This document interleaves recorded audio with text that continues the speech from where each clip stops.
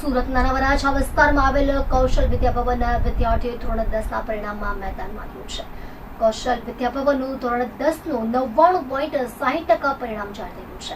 120 વિદ્યાર્થીઓએ A1 grade મેળવ્યો છે, જ્યારે 278 વિદ્યાર્થીઓએ A2 ગ્રેડ મેળવ્યો છે.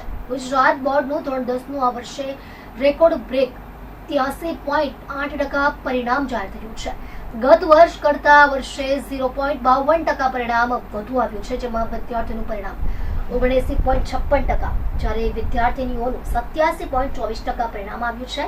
દીકરીઓએ દીકરાઓ કરતા 7.68% આગળ રહી બાજી મારી છે. સુરત જિલ્લા અને શહેરમાં 86.7% જેટલું સરેરાશ પરિણામ જાહેર થયું છે, ત્યારે સુરતમાંથી કુલ 5,393 વિદ્યાર્થીઓએ A1 ગ્રેડ મેળવ્યો છે, જે રાજ્યમાં સૌથી વધુ છે. ત્યારે સુરતના નાના વરાછા વિસ્તારમાં આવેલ કૌશલ વિદ્યાભવનના વિદ્યાર્થીઓએ ધોરણ 10ના પરિણામમાં મેદાન માર્યું છે. કૌશલ વિદ્યાભવનનું ધોરણ 10નું 99.60% પરિણામ જાહેર થયું છે. આ વર્ષે શાળામાં 251 વિદ્યાર્થીઓ પરીક્ષા આપી હતી, જેમાંથી ફક્ત એક જ વિદ્યાર્થી નાપાસ થયો છે, જ્યારે 120 વિદ્યાર્થીઓએ A1 ગ્રેડ મેળવ્યો છે, જ્યારે 278 વિદ્યાર્થીઓએ A2 ગ્રેડ મેળવ્યો છે. વિદ્યાર્થીઓના પરિણામ સારા આવતા શાળા સંચાલકો અને વાલી અને વિદ્યાર્થીઓએ સેલિબ્રેશન કર્યું હતું અને શાળા પરિવારે તમામ વિદ્યાર્થીઓને અભિનંદન પાઠવ્યા હતા. મારું નામ છલડિયા નિયતિ રજનીભાઈ છે. મેં કૌશલ વિદ્યાભવનમાંથી 10th કમ્પ્લીટ કરેલું છે અને મારે જે પર્સન્ટાઇલ છે તે 99.93 ને પર્સન્ટેજ છે તે 97.50 આવેલા છે. આના માટે મેં ખૂબ જ મહેનત કરેલી છે અને આનો જે શ્રેય છે તેને મારા મમ્મી પપ્પા અને ટીચર્સને જાય છે. ટીચરોએ કેવી મહેનત કરાવી વર્ષ દરમિયાન, ઘરે માતા પિતાનો કેવો સપોર્ટ હતો?